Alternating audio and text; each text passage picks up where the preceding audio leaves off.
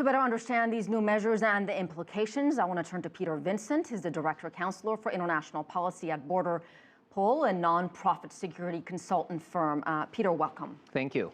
I want to read you something that Sweden's Prime Minister said just a few months ago. He said, "The Europe he loved did not put up barriers to those fleeing war."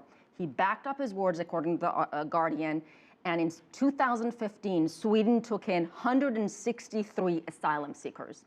Now the new border restrictions and the border checks for Sweden. Are you surprised? And why now?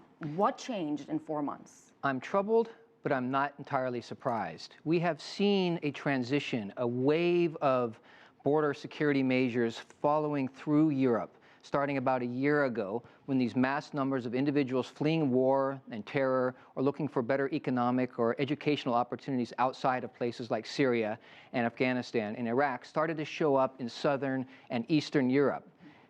Pretty quickly, the countries that were the first recipients of those individuals, Hungary, Greece, for example, and Italy, started to stray from the Schengen free border, free passport travel requirements under the Schengen Border Code and impose border security or passport checks. Then we saw other countries in Central Europe, Germany, France, the Netherlands, Slovenia, and Slovakia start to impose similar. Now we're at the stage when the last dominoes are starting to fall in this phase, and you see the situation in Sweden and in Denmark now in responding to Sweden. Now, I don't want to be too hard on the Swedes, of course. They have done more than any other European country in terms of accepting refugees on a per capita basis. They've accepted about 200,000 just this year alone, and they look to accept more. But they're facing incredible challenges in terms of being able to properly feed and house and provide the social services and educational opportunities that these refugees so desperately need. So if I'm a Syrian refugee desperately trying to get to Sweden, I may not get there. That is very true. You may not get there. In fact, because of the straying by a number of countries from the Schengen passportless travel system, it's going to be awfully difficult from this point on to get anywhere from, say, Iraq or Syria or Afghanistan into Central, especially Northern Europe, into the Nordic countries. Are you concerned at all about how much of a blow this could be for this whole passport-free Schengen zone, if you will? I mean, what does it mean for people in the region? And what about commuters between Denmark and Norway? What a headache for them. Not Norway, my apologies, Sweden. What a headache for them. Right. This particular travel zone that was established about 15 years ago between Copenhagen in Denmark and the third largest city, Malmö, in Sweden, is a major thoroughfare that people use, about 20,000 to 30,000 people each and every day, in order to conduct business, to study, to go to their places of work. So that's become a huge problem, and it's affected trade.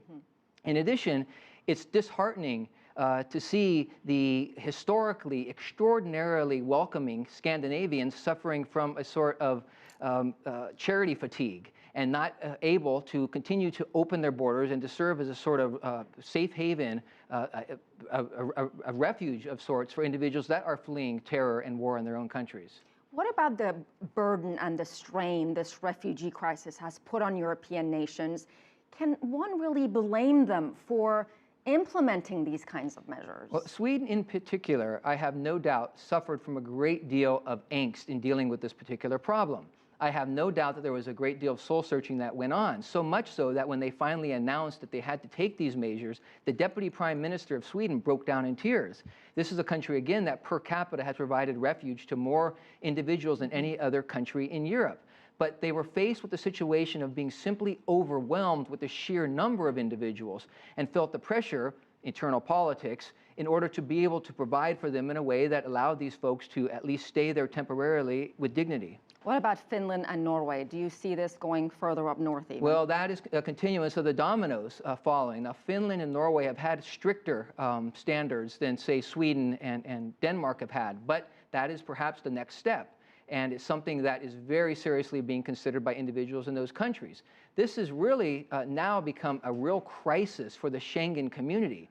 It was very much pushed to the edges before, but despite Chancellor Merkel's desperate efforts to hold it together, because there is real value in this 26-nation Schengen passport-free travel zone, this sort of thing really threatens to tear it to shreds. We'll leave it at that. Thank you so much, Peter Vincent. We appreciate your time. Thank you.